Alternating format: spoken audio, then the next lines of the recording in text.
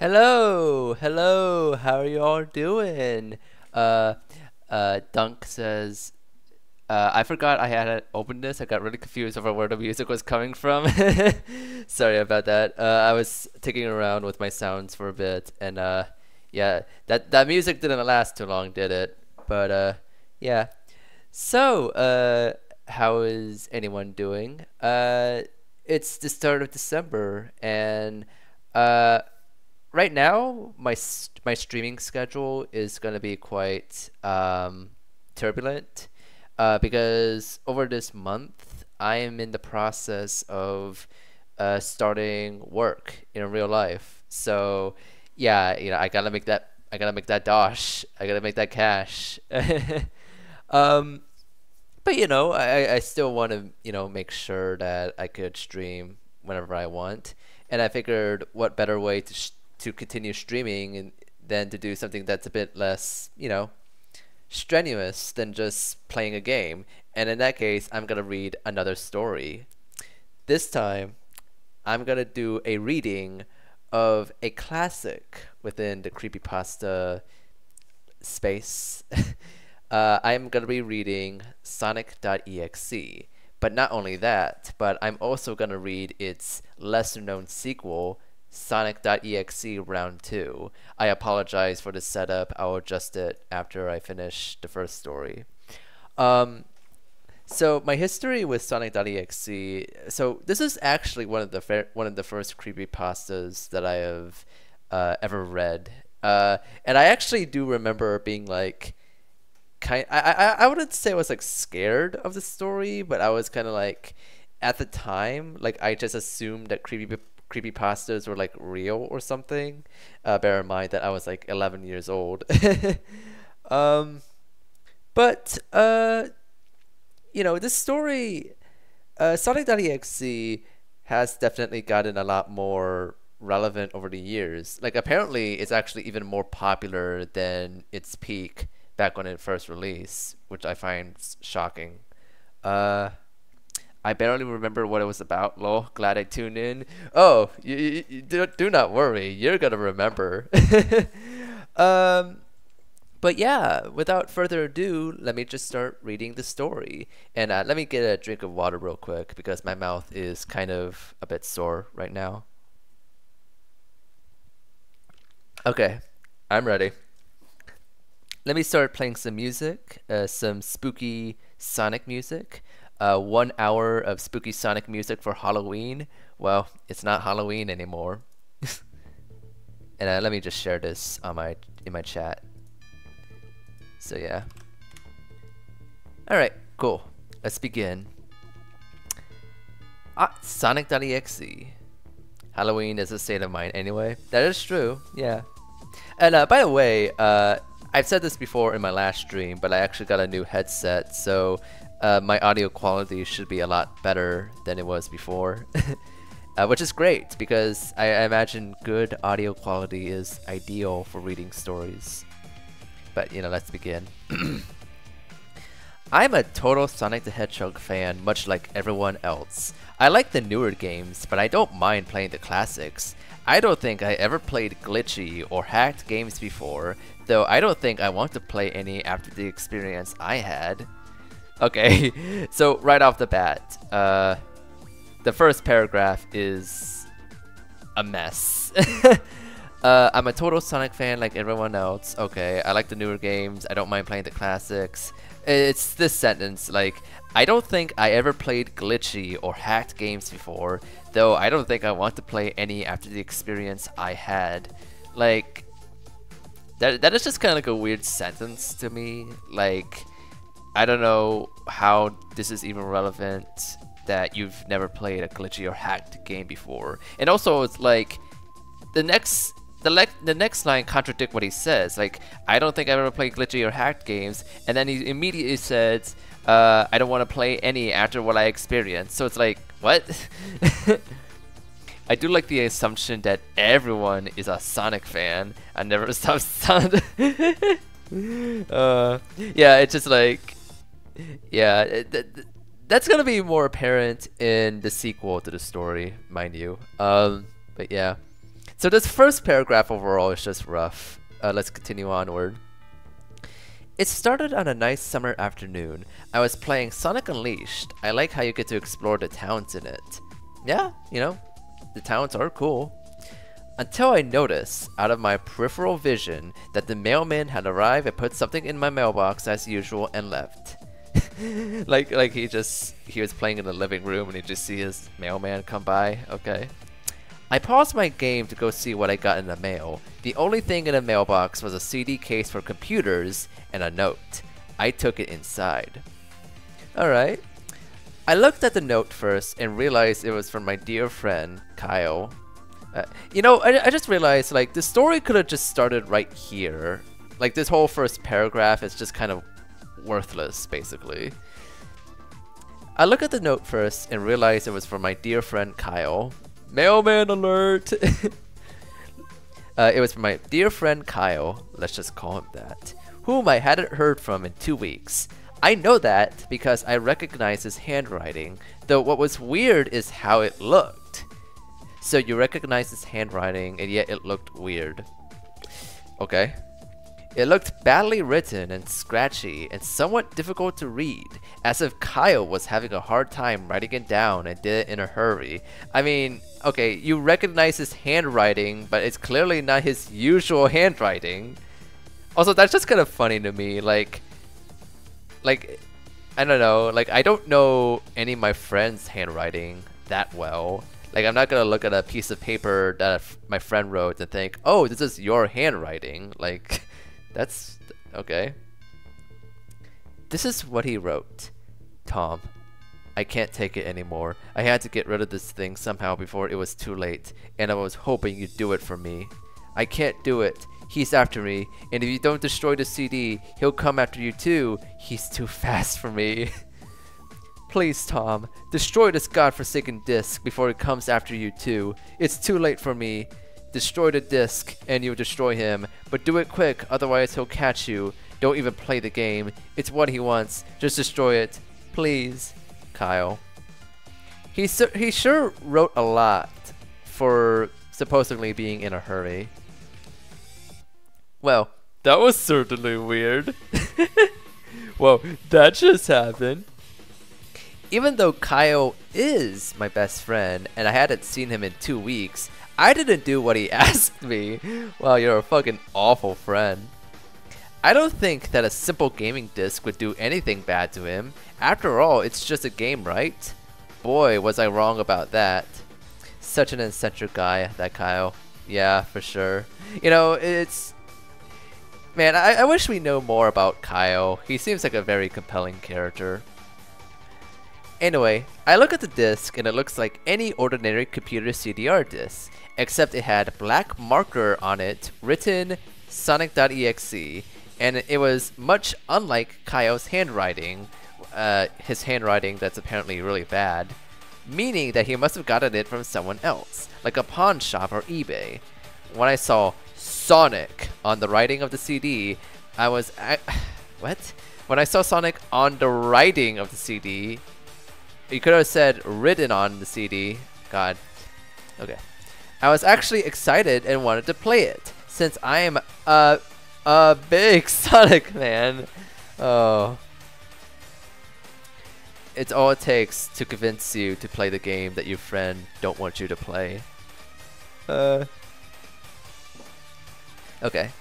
I went up to my room and turned on my computer and put the disc in and installed the game. When a title screen popped up, I noticed that it was the first Sonic game. I was like, awesome! Because like I said earlier, I like the classics.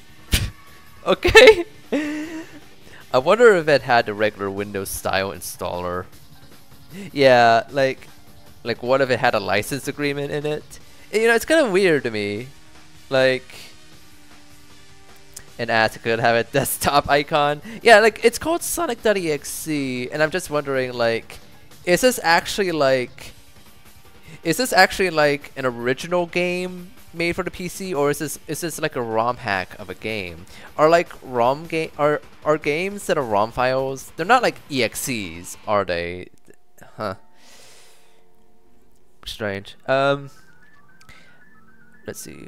When a title screen popped up, yeah. The first thing I noticed that was out of place was when I pressed start. There was a split second when I saw the title image turn into something much different, something that I now consider horrifying, before cutting to black. You could easily bake a ROM into an emulator and have a self-contained thing, but the author doesn't know that, yeah.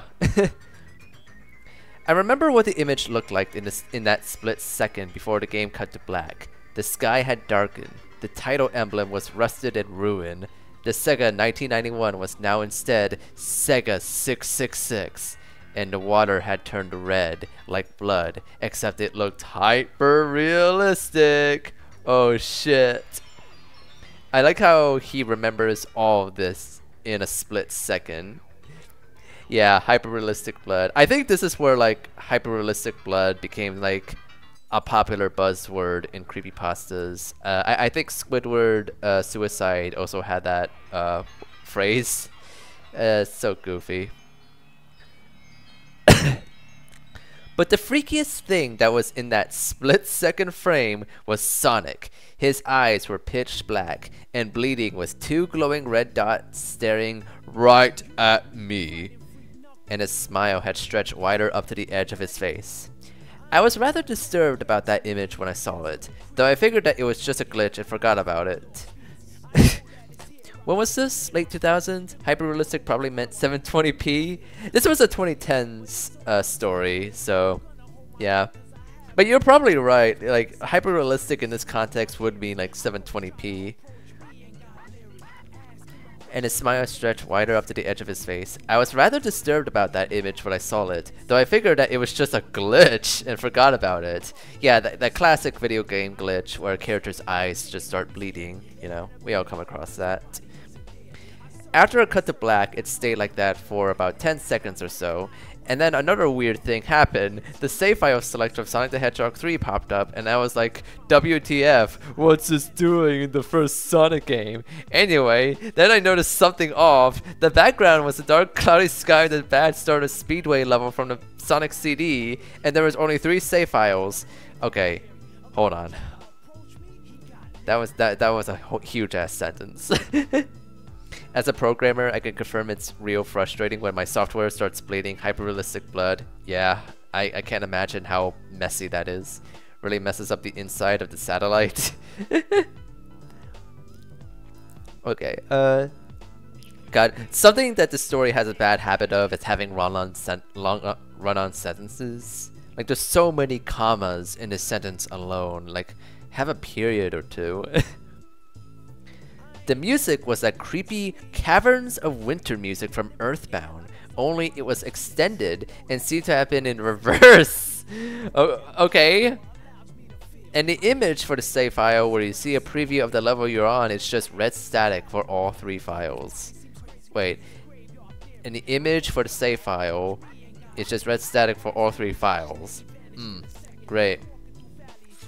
This is another thing that I've seen a lot of bad video game creepypastas do. It's just to have like, and then this game was playing this song from another game. Like, okay, like why is that detail relevant? Like what's so important about that detail? God.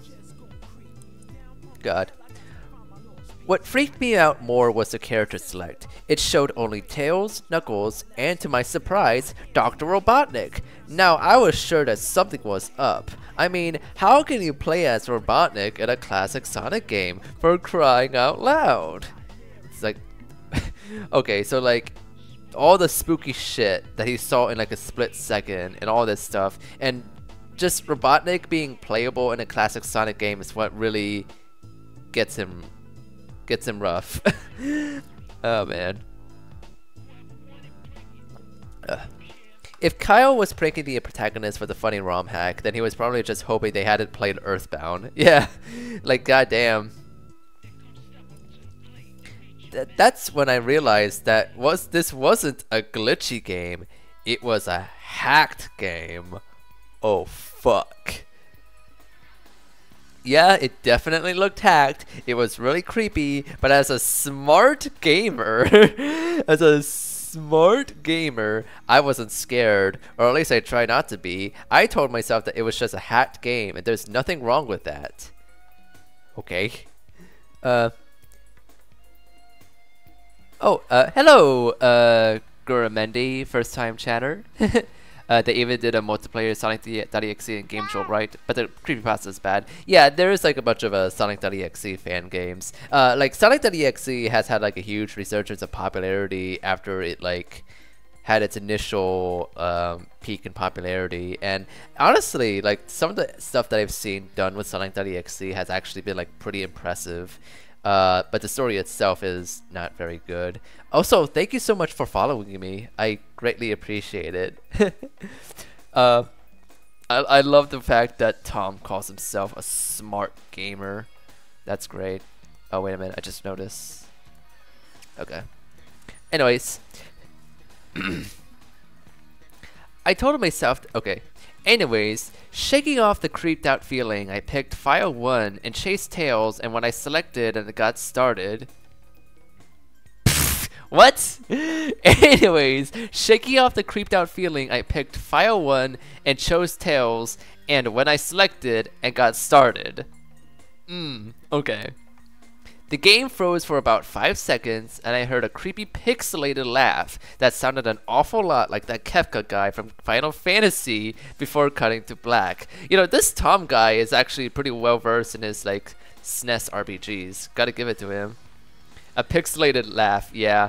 Like that's not the right use of the word pixelated. That would be like bit crush or compressed. Yeah, exactly, Dunk. The screen stayed black for about 10 seconds or more. Then it showed the typical level title thing, except the simplistic shapes were different shades of red, and the text showed only Hill Act 1. That's scary. The screen faded in, and the level title vanished, revealing Tails in the Green Hill Zone from Sonic 1. The music was different though, it sounded like a peaceful melody in reverse. What? I like how everyone mispronounces my name differently. Yeah. It sounded like a peaceful melody in reverse. Like, okay.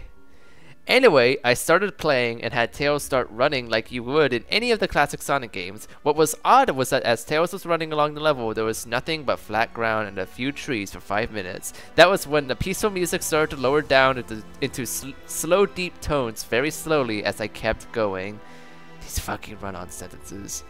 My man was counting how much time the screen was black. Yeah, like he could have just said like a few minutes or whatever, but nah, he pays attention. He's a very smart gamer. I suddenly saw something. Bro played a stupid ROM hack for 5 minutes with nothing going on. Yeah, maybe he should have destroyed the game because it was so boring. Gee, nothing's happened for 3 minutes. I guess I'll keep playing. I suddenly saw something and I stopped to see what it was. It was one of the small animals lying dead on the ground bleeding. That was when the music started to slow down. Tails had a shocked and saddened look on his face that I never saw him have before, so I had to move along, and he kept that worried look on his face. As he kept moving, I saw more dead animals as Tails moved past them, looking more and more worried.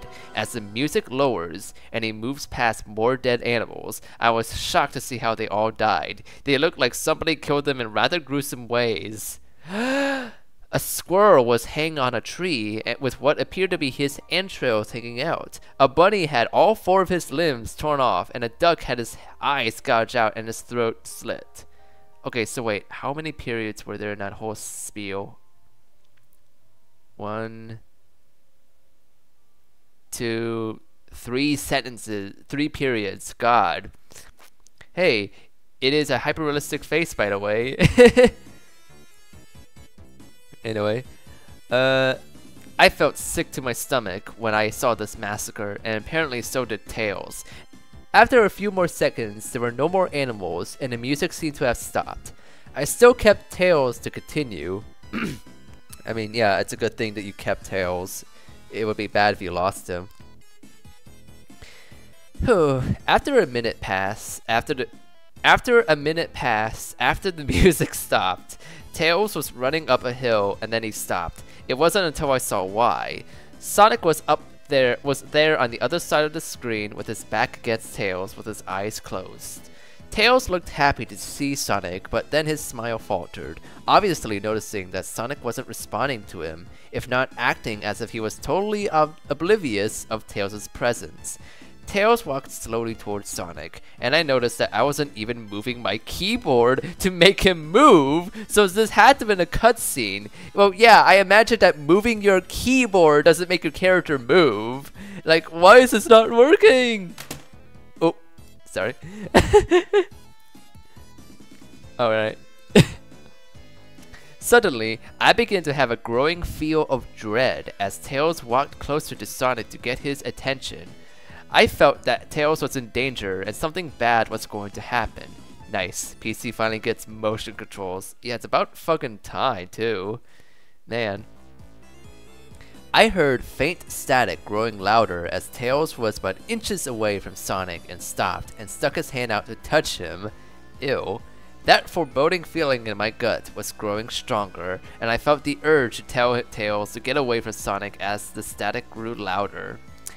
I think you are the wrong one here. You don't remember he is a true and smart gamer? Yeah, that is true, yeah. As a smart gamer, he has access to cutting edge technology that we don't have yet in 2023, soon to be 2024. Suddenly, in a split second, I saw Sonic's eyes open and they were black with those red glowing dots, just like that title image. Though there wasn't a smile. When that happened, the screen turned black and the static sound was off. It stayed black for about 7 seconds and then a white text appeared forming a message saying, "Hello, do you want to play with me?" Ooh. He was counting again. At this point, yeah, like he could have just said a few seconds again. At this point, I was creeped out. I didn't want to continue with this game, but my curiosity got the better of me when I was taken to a different level with a level title now saying, "Hide and Seek." Ah, that's cute. This time, I was in the Angel Island level from Sonic 3, and it looked like everything was on fire. Well, yeah, Angel Island was on fire in Sonic 3 and Knuckles. Tails looked as though he was scared out of his wits this time. He looked at me and made frantic gestures to me as if he wanted to get out of the area he was in as fast as possible. I was starting to get freaked out by this. I mean, Tails was actually breaking the fourth wall, trying to tell me to get him out of there. Well, yeah, that's a Sonic tradition. Idle animations do have the characters tell the player, "Hey, get a move on." So I pressed down on the arrow key as hard as I could and made him run as fast as he could. A pixelated version of that creepy theme when he meets Shadow at the Ark, as Robotnik from Sonic Adventure 2 was playing as I made Tails trek through the desolate forest, trying to help him escape from whatever he was trying to run from. Okay. No way! He must help Tails! Yeah, I'm worried about Tails. Also, apparently, not only does Tom have a keyboard with motion controls, but he apparently has analog arrow keys. That's awesome. Oh, hello, Andre. Good thing he has an analog keyboard. Yeah. Oh, man. Let's see. That's just kind of funny to me, like a pixelated version of that creepy theme when you meet Shadow at the Ark in Sonic Adventure 2. I mean, at least it's Sonic related, you know? In 2010, wow, yeah. Suddenly, I heard that creepy laugh again. That awful Kefka laugh. Right after 10 seconds have passed as I helped Tails run through the forest. And then I started seeing flashes of Sonic popping everywhere on the screen, again with those black and red eyes. You don't need to remind us that he has black and red eyes. Like, when is he not gonna have those? The music changed to that suspenseful drowning jingle as I see Sonic behind Tails, slowly gaining up on him, flying. Sonic wasn't running, he was actually flying! The flying pose his sprite was making looked very similar to Metal Sonic's flying pose in Sonic's CD, except it was just Sonic and he had the black and red eyes again. Only what? And it's like no period. Okay, the sentence is just incomplete. My man counts everything. Of course he is a smart gamer. Yeah. Sonic can't fly. This is madness. It's crazy. This time, he had the most deranged-looking grin on his face. He looked as though he was enjoying the torment he was giving the poor little fox as he gained up on him. Suddenly, when Tails was tripped, another cutscene, the music stopped and Sonic vanished. Tails lay there and started crying for 15 seconds. Damn. The scene was rather upsetting to watch, and I kinda teared up myself. Well, yeah, I imagine the scene would be sad if you're counting the amount of seconds he was crying. But then Sonic appeared right in front of Tails, and Tails looked up in horror. He had the black and red eyes only. His body disappeared. Oh shit. That's scary. My man Tom's playing with a stopwatch in hand. Blood started to come down those blackened eyes of Sonic's as a grin slowly grew from his face as he looked down at the horrified fox. I could do nothing but watch. Okay, you could just stop playing the game now if it's making you this upset. Just in a split second, Sonic lunged at Tails right before the screen went black. There was a loud screeching noise that only lasted 5 seconds. God, you had to count that? The text returned, only this time it said, "You're too slow, want to try again?" And then that god-awful laugh came with it. This Tom really does not like the Kefka laugh in Final Fantasy VI, does he? Like, he always describes it as awful, doesn't he? I was so shocked by what had happened. Did Sonic murder Tails? No, he couldn't have. He and Tails were supposed to be best friends, right? Why did Sonic do that to him? Fuck. I shook the shock off as I was brought back to the character select. The save file that had Tails was different. Tails was no longer in the box itself, but in the TV screen itself. Great. Which was flickering with that red static. Tails' expression scared me. His eyes were black and bleeding, his orange fur had gone black, and he had an expression of anguish on his face. Trying to ignore it, I picked Knuckles next. Oh boy. The laugh came again, and the screen cut to black again, and stayed there for another 10 seconds. This time the level said, "You can't run." Where were you when Tails died? I was home playing Sonic Unleashed when Mailman arrived with a letter. Tails' kill. No. That's a good abridged version of this first 1/3 of the story. Yeah, I always wonder what I look in. Oh God. Okay. Anyway, I was really freaked out by now. I couldn't really tell if this was a glitch, or a hack, or some kind of sick twisted joke, or anything really. But despite my fear of what happened next, I kept playing. Has Tom never played a ROM hack before? Has he never come across a glitch in a video game? Like, how does he just not know any of this stuff? I thought he was a smart gamer. I guess he's just too smart to come across glitches in video games. The next level looked much different. It had the ground of the Scrap Brain Zone, but the sky background looked like the main menu. It had a dark reddish cloudy sky, but it was the music that creeped me out the most. It sounded like Gygas' theme right after he beat Pokey in Earthbound. I also noticed that Knuckles looked afraid just like Tails' did, though not as much, more rather he looked a little unnerved. He broke the fourth wall just like Tails and looked as if he wasn't sure what about going on. But I made him move away. What is up with the Earthbound music? Like, how is this relevant to this spooky Sonic game?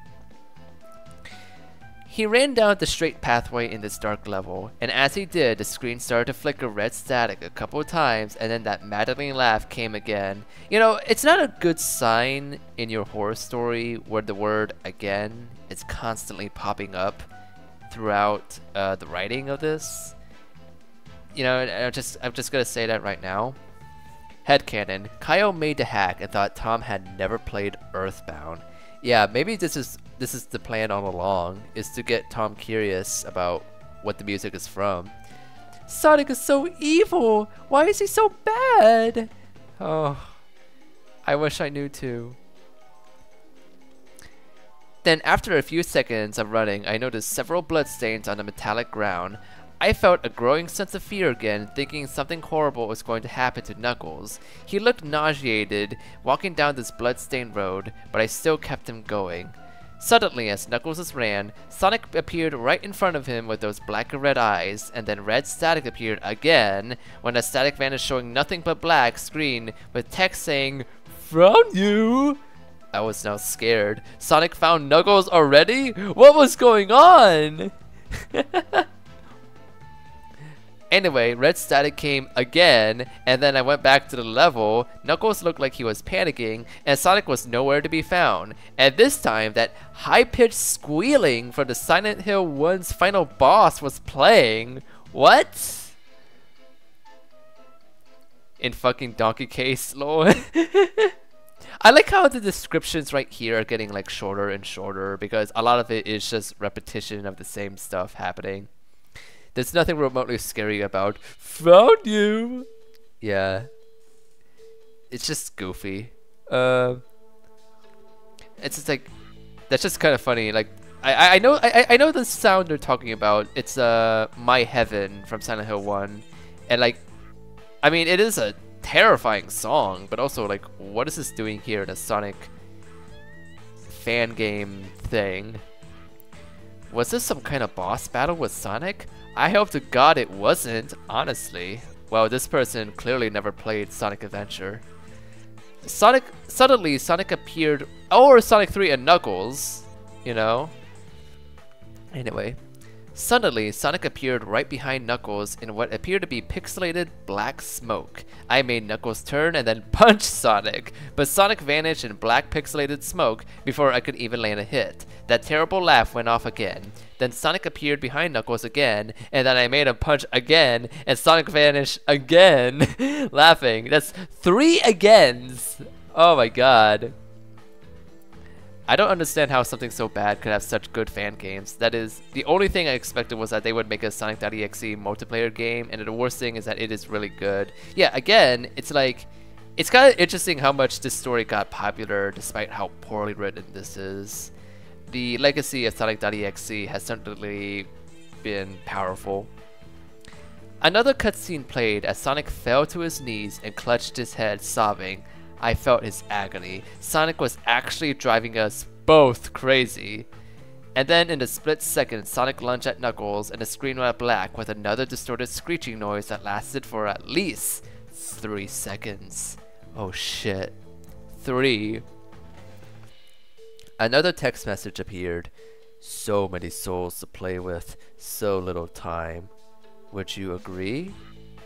Guys, do you agree with this? Do you think there's so little time to play with so many souls? Because I'm gonna be real here, I actually do agree with him. Couldn't stop the stopwatch in time there. What the hell? Just what is going on?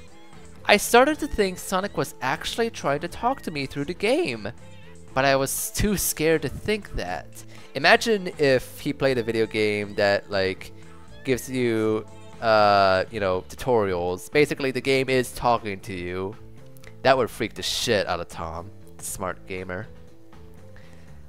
I was brought back to the main menu, and this time the second file box had Knuckles in a TV screen. His red fur had darkened to a reddish gray, his dreadlocks were dripping with blood, and his eyes were black and bleeding too, and he had a look of sadness on his face.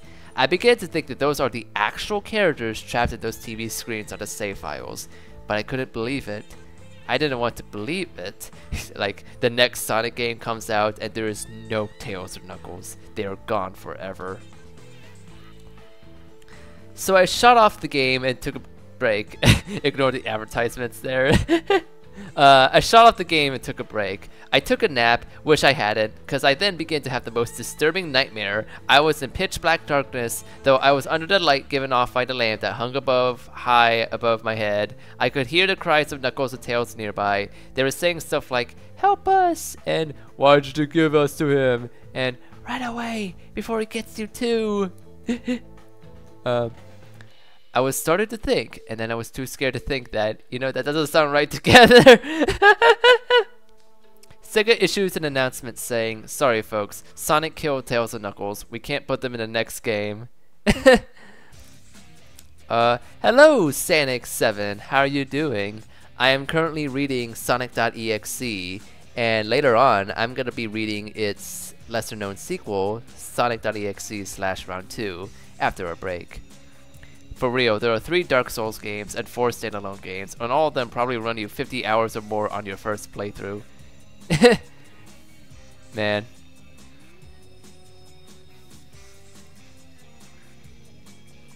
Let's see. Why does it say advertisements? By the way, I'm reading this story in the incognito browser, so I think that's why there's no advertisements there.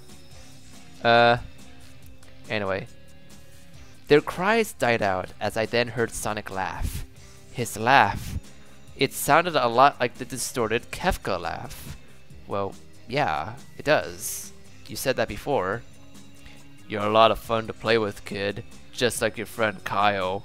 Though he didn't last long. Ew! That's gross! Why do you need to share that? I was scared and looking around for the source of the voice. Won't be long now until you join him and all my other friends. I saw him walking toward me, flickering in and out in several directions.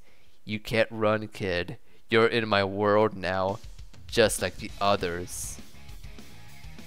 When he grabbed me and I saw his bleeding black and red-eyed, grinning face, I woke up with a fright. He didn't last long in bed. Kyle's a quick shot. Oh my god. After a couple of hours, I decided to continue playing the game. I don't know why, but I had to know. I had to know why this was happening. So I turned on the computer, turned on the game, and selected Robotnik next. I still thought that was wacky, playing as Robotnik. But anyway, the level title appeared again, and this time it said, which I found really freaky. Holy shit, ellipses. This time, I was in some kind of hallway. Didn't really look like it was from any of the classic Sonic games, though it has the pixelated style. The floor was shiny and checkered. The walls were dark grayish purple with animated candlelights, and a few dark blood stains here and there, and there was a dark red curtain hanging above on the top of the part of the screen. Oh my god. After all the murder, he still goes, man, I don't know, playing as Robotnik is weird. Yeah. Man, it's almost as wacky as Wacky Workbench from Sonic CD.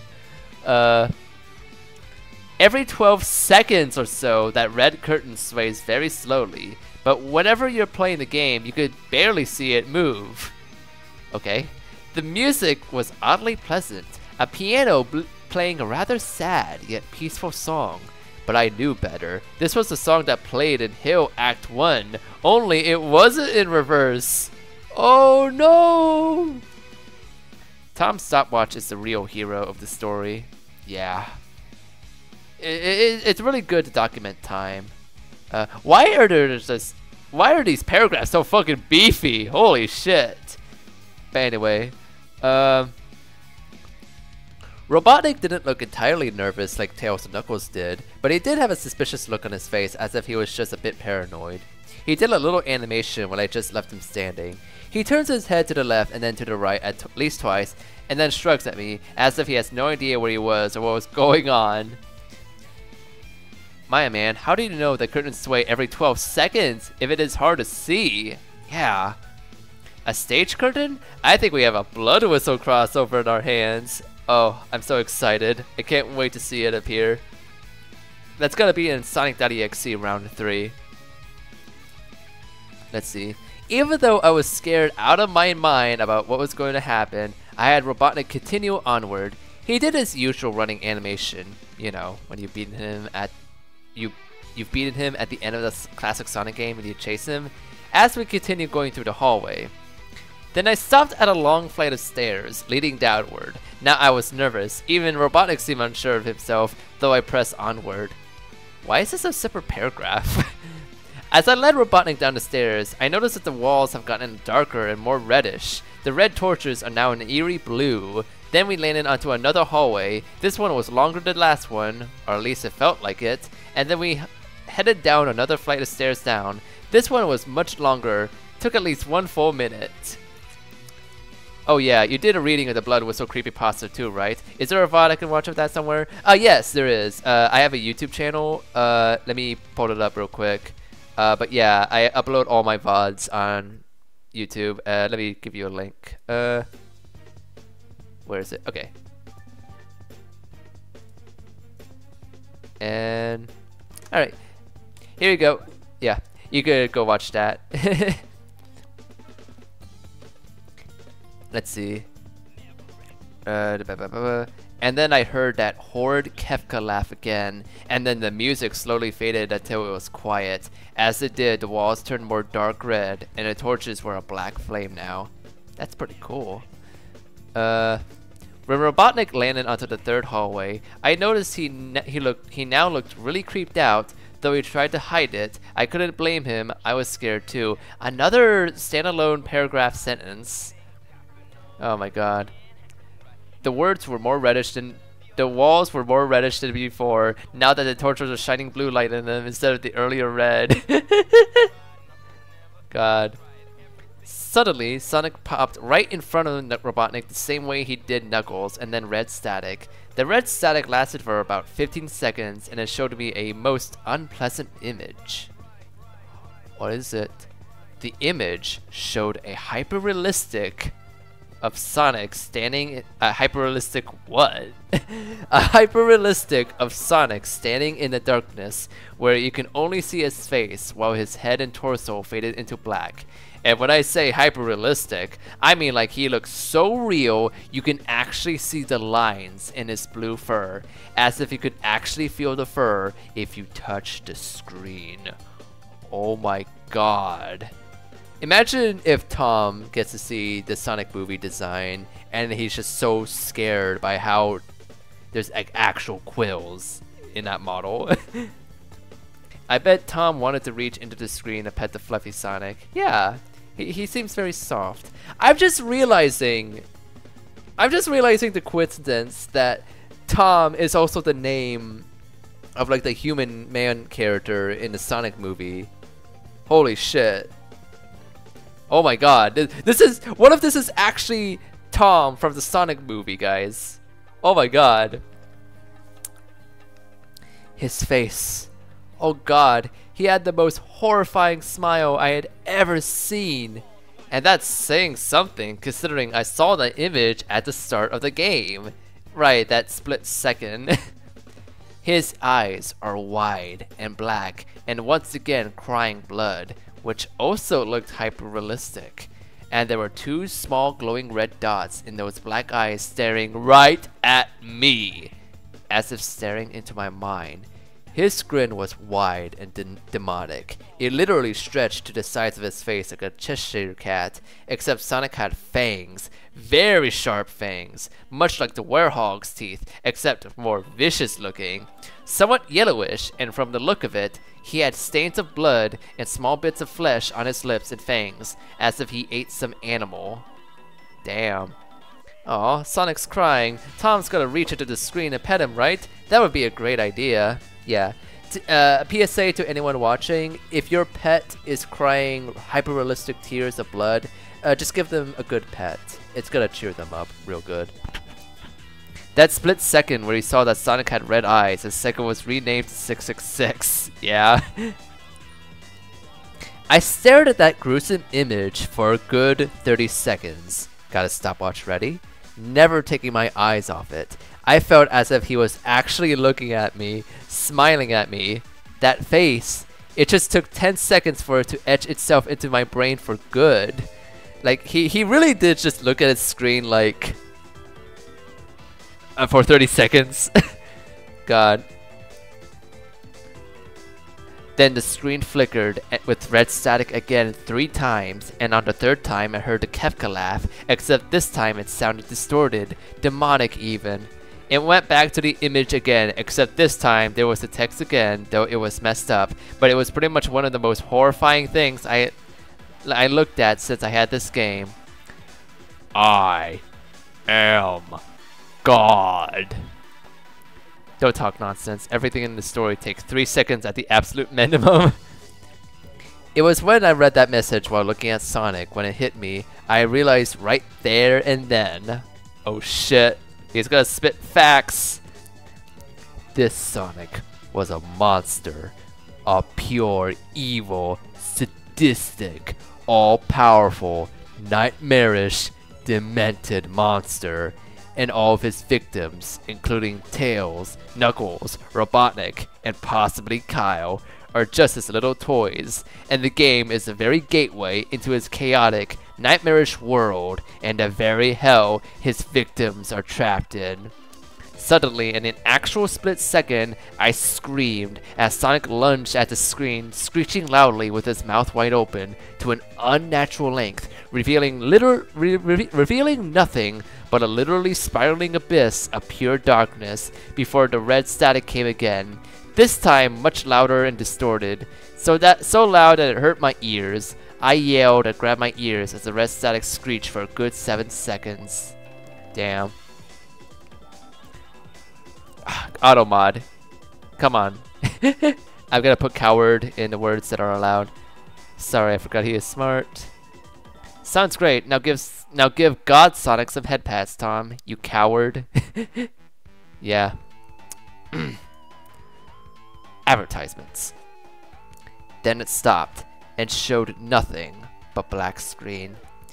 As I sat there staring at the black screen, one last text came up. Ready for round 2, Tom? Well, that's gonna be the next story, so yeah. It was literally pure darkness, but I could see it spiraling. I love the advertising breaks. Tom's gotta pay the bills. Yeah, gotta pay those sponsors. The Kefka laugh, now sounding more clear as if Sonic was right behind me, played again 3 times as I looked at that text in shock and confusion. Like, he looked at ready for round 2 and he's just like, oh! Oh! Then I got booted back to the main menu, and this time the third save file had a TV image of Robotnik in the same tormented state as Tails and Knuckles. Robotnik's skin turned a dull gray, his mustache drooped and had blackened, his glasses broke and blood is coming from them, and he had a mere dead-like expression on his face. My horrific death is sponsored by Disguise Gambling Game. Oh man. I looked at Tails, Knuckles, and Robotnik, and I cried a bit. I pitied them for the agony they're going through. They were forever trapped within the game, forever tormented by that horrid hedgehog, and always will be. It'll be great if he's like, and it's all my fault. Then the computer shuts itself off. I couldn't turn it back on no matter what I did. I sat there for maybe 25 seconds, horrified by what had just happened. Sonic is, oh my god, he's spitting facts again. Sonic is the very embodiment of evil. He tortures people who play his games in more ways than one, and then he gets bored. He drags you into the game, literally drags you to hell, where he can play with you always as his toy. Oh, I can't get the game out of my computer. I think it's stuck in there, but at least I managed to turn it back on now. After I sat there for 20 seconds, I heard a voice right behind me, like a whisper. Try to keep this interesting for me, Tom. I turned around to see where the voice came from, and what I saw made me scream. Sitting on my bed, staring right at me, was a Sonic plushie, smiling with bloodstains under its eyes. Damn. That was Sonic.exe. That was really scary. Not because it was actually scary, but because the writing is horrifically bad. By horrified by what had just happened, he means not being able to turn his computer back on. Yeah, I mean, truth be told, that is scary. Like, what if you have a job that requires the use of a computer? It's bad. CD drive broke. Lol. What's the link at the bottom? Oh, the link is like the accounts to the author of the story, DeviantArt and Fur Affinity. I'm not gonna talk too much about the author of the story because that's a whole other it's a whole other rabbit hole regarding this regarding this whole Sonic.exe mythology. All I would say is that like this original creepypasta, which I'm reading in the creepypasta.com, this story was removed off the creepypasta wiki and it was sent to the trollpasta wiki because of its very poor quality. And JC the Hyena had this huge epic speech about it. That was quite epic. Nothing against furries, just very funny. Yeah, no worries, no worries. I have nothing against furries too. I am friends with a bunch of furries. But yeah, I'm gonna take a break real quick. And I need to refresh myself before I could start reading Sonic.exe round 2. So I'm gonna be back and you just enjoy the music. I'll be right back.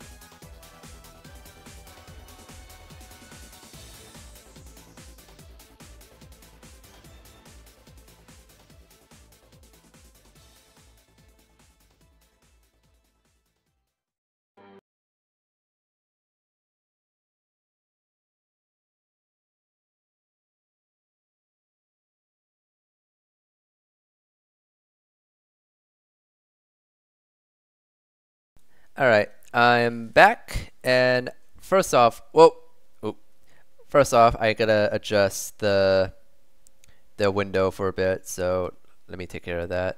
Unfortunately, Sonic.exe round 2 is not as widely available as the original creepypasta, so unfortunately I have to read it through the fandom wiki, which sucks, but you gotta make do with what you have. Let me fix that.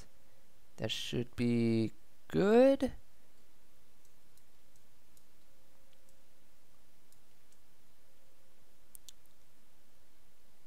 Let's see. Okay, I think that should be good. So, I don't know how long ago the sequel came out after the original story, but yeah, this is an official sequel, which was also taken to the Trollpasta wiki for its poor quality. So as we recall, like the original story was basically your standard smart gamer discovers spooky video game kind of thing. You know, it's pretty standard stuff. So, oh my god, I hate fandom. So what kind of direction does Sonic.exe round 2 go in? Well, well, first off, let me zoom in so you guys can actually see better. Oh god. Fandom, please. Are you serious? Hold on. Okay, wait, how do I remove it? Are you serious right now? Oh my god.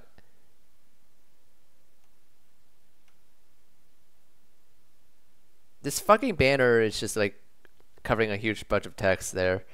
Unlike that filthy pretender to the throne, Sally.exe. Oh god, Sally.exe. I'm not gonna read that.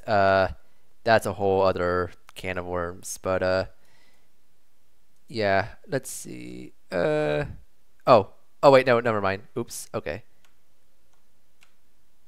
Zoom in more so it is actually like fairly readable. And then oops.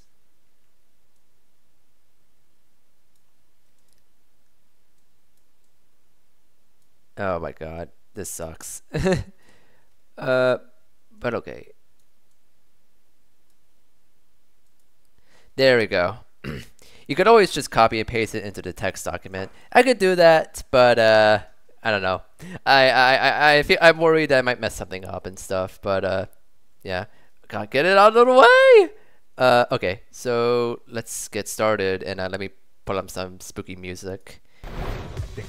Oh god, stop advertisements. All right.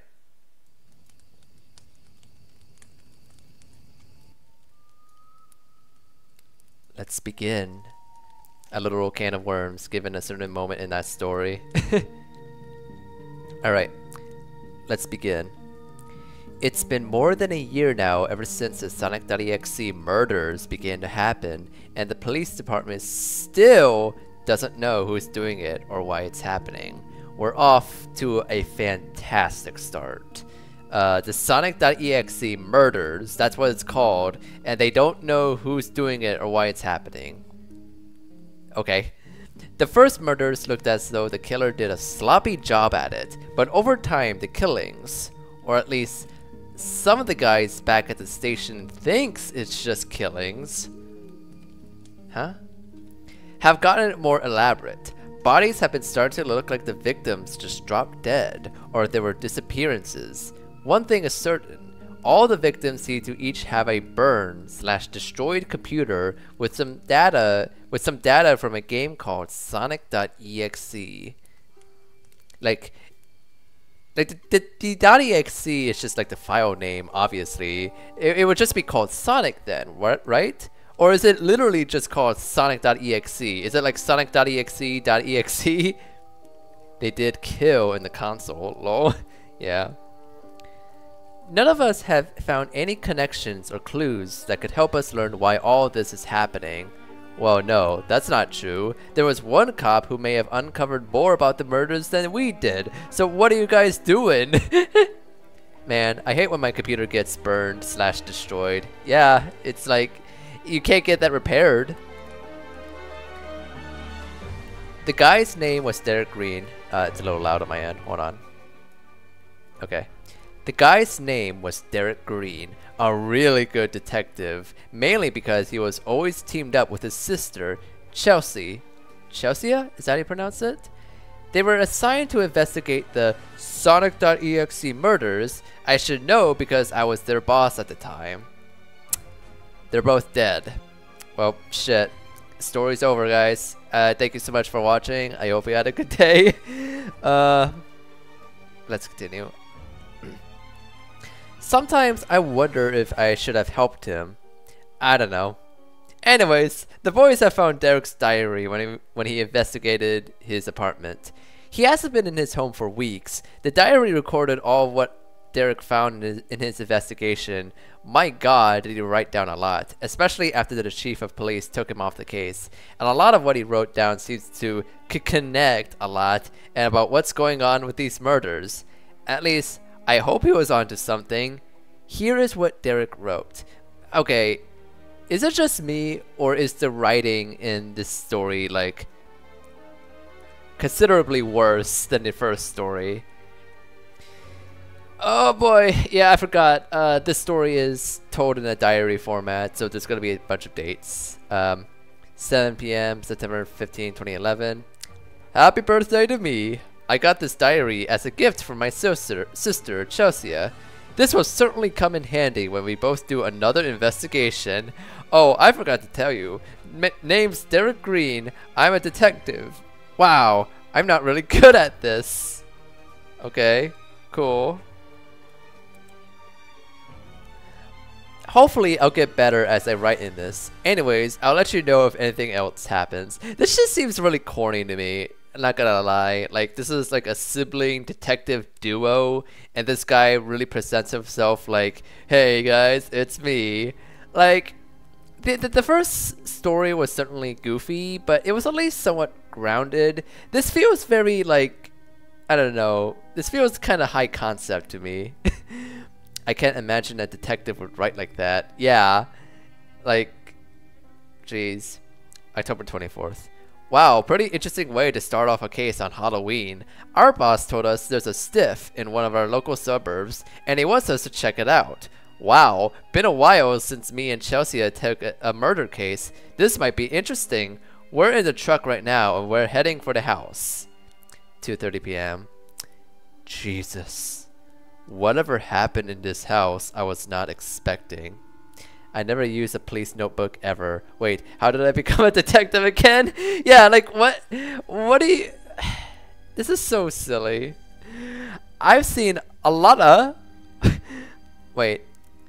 The victim looks like something ripped his mouth open and tried to yank something out from inside. I've seen a lot of...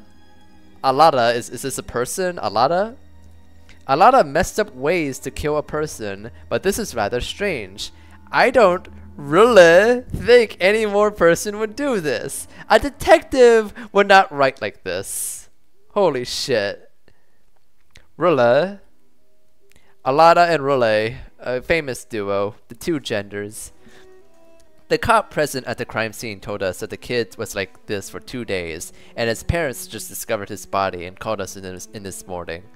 What's really weird about this is that there's a badly made cut on his chest that's shaped like the number 1. Oh my god. Number 1? Chelsea told me she found a possible clue to the murder. She showed us that the victim owned a computer. The computer is badly burnt and wrecked. Both me and Chelsea have a theory to this. Either the killer destroyed the computer or the victim did it himself. Either way, we sent it to the station for research. Fascinating. This is fascinating. 6:10 p.m. Alright, the guys from the labs have the report. They told us that the computer's wrecked from inside and out. And what I mean by that is that everything that was on this kid's computer is completely deleted, while at the same time the computer got destroyed. Yeah? Sure? That's what it means? El Rada Alada. Clearly, Matt Reeves took inspiration from Sonic.exe Round 2 when panning the script for the Batman. Man, that's so funny to me. They told us that the computer is wrecked from inside and out. It means it was completely destroyed. Like, sure.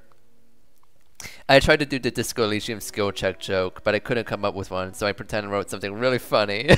It was worth the effort.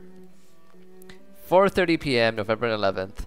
A couple more murders those last few weeks, all the same killing method. Dead bodies, torn open mouths, destroyed computers. The more recent killings are looking less messy, as if the killer is being more careful with tearing out whatever it is he's tearing out from inside these victims' bodies. Like, what is it? I'm confused by this description. Like, they're not entirely sure what they're ripping out, but like, how would you know if he did rip something out? Okay. There are also cuts on these victims' chests that have seemed to be in numerical order: 2, 3, 4, 5, and 6. Oh my god, it's a good thing that Derek knows how to count. The killer seems to be keeping count of all the people he's killing. That is true. 8:30 p.m. Had dinner. Both me and Chelsea are brainstorming with what's been going on. It's really strange, the fact that computers are getting destroyed every time there's a murder victim, and we find that there's some old data from the same game. Sonic.exe. That name reminds me of all the times me and Chelsea played some of our old Sonic the Hedgehog video games. I remember when we used to play Sonic Heroes. She always liked playing as Rouge Bat, and I always liked playing as Vector. I mean, okay, so she liked playing as Team Dark, and he liked playing as Team Chaotix. Okay, and this kind of falls in line with like how the first story is all like, I'm a big Sonic the Hedgehog fan, just like everyone else. Wait, when did Sonic Heroes come out? I believe it was like 2003, I think.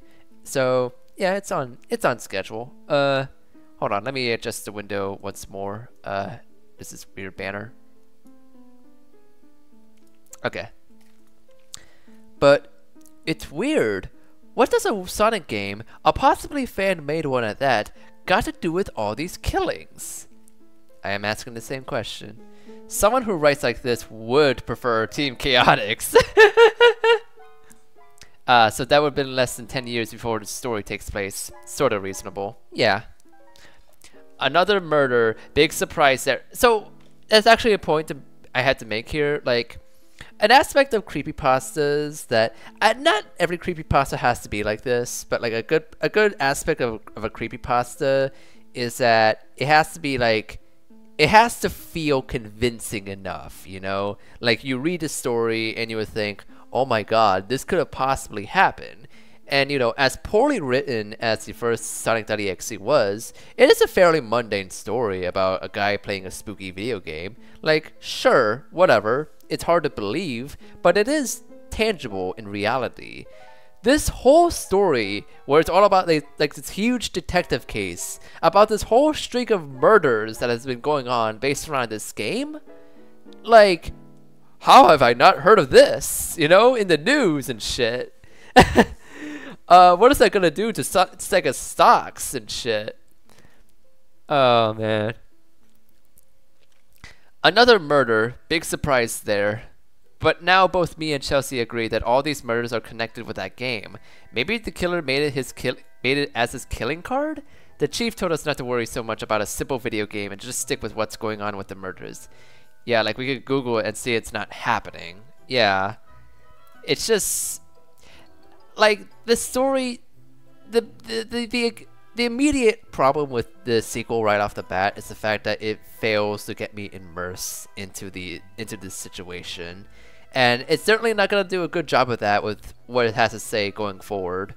Also, I like the fact that it's like we agree that these murders are connected with that game, and it's like, okay, like the fact that every murder so far has this game connected, like, yeah, of course they're connected. How are you just now figuring that out? Anyway, 6:30 p.m.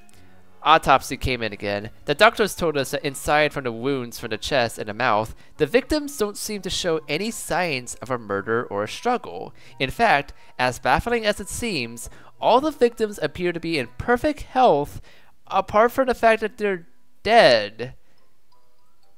Huh?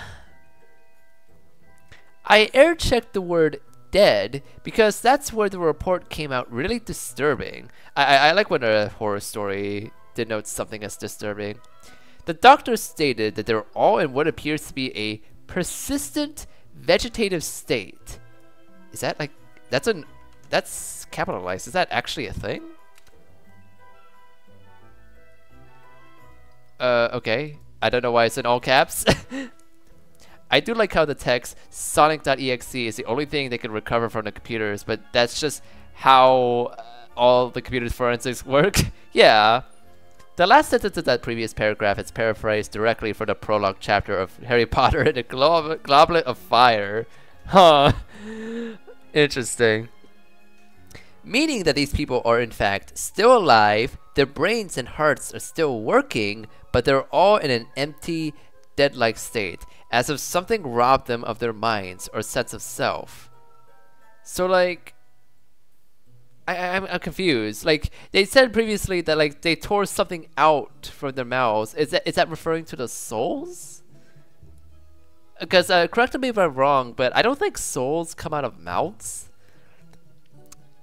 This is kind of complicated. Chelsea has stated it was probably one of the freakiest things she's seen in her days as my partner, and I don't blame her. Who would be capable of actually stealing people's senses of self?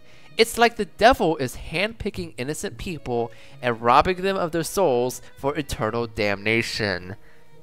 God. Like in computer forensics, they would try to recover whole file systems, or when the file system is gone, files with known structures, like pictures, video, documents, etc. They're not gonna find one single name or file without the file. Yeah. Oh my god. You know, I understand that the author of the story is not a detective or a forensics expert or whatever, but like it could have helped to, you know, research this kind of thing if you're gonna write a story about this, or at least get reference from someone. I don't know. Fortunately, I'm not gonna read the dates. It's all pointless. Chelsea has been acting very strange lately. She seems quieter at work, and whenever we go home, she goes back into her room. I'm guessing she's just as determined to learning more about this case as I am. If she's onto something, I hope she lets me know first before we make it official. After all, we are a team. Well, yeah, I feel like that should go without saying. Like, is there a case where she had those instances of doing things without his approval? They're a pretty lousy detective duo, honestly. Seems like they never even read a detective story before. Yeah. Chelsea didn't go to work with me. She said she wasn't feeling well. I'm starting to get a little worried for her. Ever since we took this case, she's been acting rather odd. I don't know, maybe I'm overreacting. Boss told me not to worry about it, and maybe just look into what she was researching on. I might do that. Well, yeah, you should do that. You're a detective. Also, several news about people worshipping this guy recently calls himself X.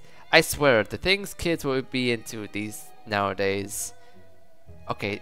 Oh, so that's how they introduced the cult? That's a weird way of introducing it, but okay. And oh yeah, I forgot to mention, there is a cult in this story. We'll get into that later. Oh man. I like how Detective Green records the exact time of day along with the date, thus implying that he scribbled each entry within the span of one particular minute. Maybe that explains the state of his prose. Honestly, yeah. Like, it's actually impressive that he can write so quickly on his sketchbook. Like, why is he not using his phone to write, or, you know, an actual computer?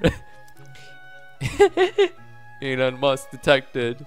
Oh my god, you're right. The cult of X. This is Twitter. The site formerly known as Twitter. December 24th. Almost time for Christmas. I forgot. Yeah, like this is all in December. Cool. This is actually a Christmas story. Hooray. Almost time for Christmas, though I don't know if I should celebrate. Chelsea has been shut up in her room almost every day, not responding to me. I hope she's alright. Anyways, I've been looking into Chelsea's work, and I think she might have found something. Apparently, the killer must be going after anyone who plays the Sonic.exe game, and once they play the game, the killer tracks them down, kills them, and keeps count by carving the numbers onto their chests. But what about the fact that almost every victim looks as though they had their souls sucked right out of them? Wait a minute, I just remembered something. A few days ago, Chelsea came home from the store and went back into her room. She said she found a new game. Oh my god. Chelsea! Like he wrote all this, like about realization, like, oh my god! Oh my god! Wait, hold on. Let me get my pencil. Okay. Chelsea! 12:32 a.m. The writing is a bit sloppy, and there are tear splotches here and there. Chelsea is dead. She found the game. Oh my god. Why? December 25th. I called the guys back at the station to help me move Chelsea. Oh god, why? Why her? Did the killer found out and tried to recover his tracks? No, it doesn't look like anything was taken or destroyed. Well, except for the computer, but the game is still there. It's still here. I wanted to keep it to find out why this had happened, but the chief demanded I hand it over to him. The way he asked for it is really odd. It's as if he doesn't want me to do anything to this game disc. The funeral for my sister will be prepared in a few days. I can't believe that Chelsea, my own sister, is gone. When I find out who killed her, I'm gonna make sure he pays dearly. Merry Christmas. Santa's brought Sonic. Woo! I like how... So like they had this whole establishing thing where it's like these victims are actually not dead. They're just in this dead-like state. But like they made it clear that she's actually dead and they're doing a funeral for her? So what makes her case different? Just the fact that she's a detective? Oh my god. 28. Came back from the funeral. God, am I a mess. Thankfully, Boss was there for me. He's the only person who's ever supported me in Chelsea. I'm glad he's on my side about this case. A woman came to me in a funeral party. Her name is Shannon Goldman, and she was supposedly a representative for the Code.exe. I like all these human names that this story comes up with. These are like Five Nights at Freddy human names, honestly. As she called it. She told me she was sorry for my loss and pulled out some weird religious crap about X, wishing me a happier year. Seriously, who is this X guy anyway? She told me that soon X will make things better for the whole world, which pretty much ended the conversation right there. That woman is crazy. You know what this woman is? She is a blue checkmark user. Anyways, more news about the Code.exe doing more crazy stuff. Wow, whoever this X guy is, he's making such an impact on the public as the killer is. Huh, I wonder why. Mr. Detective, unsurprisingly, has no concept of keeping evidence untampered with. Yeah. God, I love this detail where it's like, wow, this X guy seems to be as much impact as the killer does. Like, it takes a while for this detective to recognize that the killer and this X guy are one and the same. And it's just like, as an audience, I would figure that out immediately. Like, this guy is such a shit detective.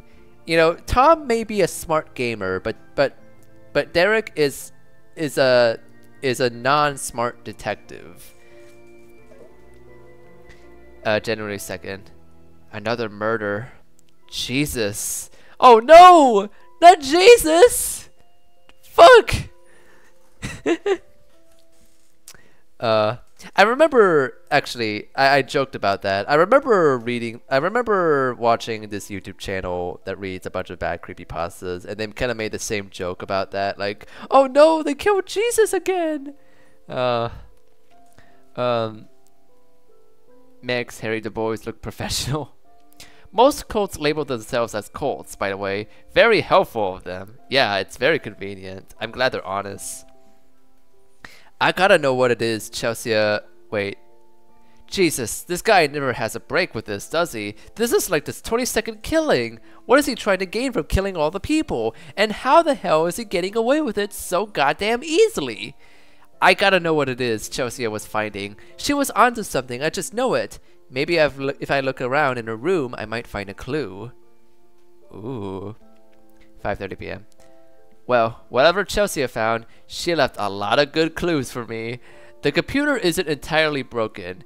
In fact, it seems like it only got beat up a few times, but still surprisingly working like new. I'm actually surprised I didn't see it like this that night. But then again, if you lost someone you love, you too will lose sight of very important details surrounding you.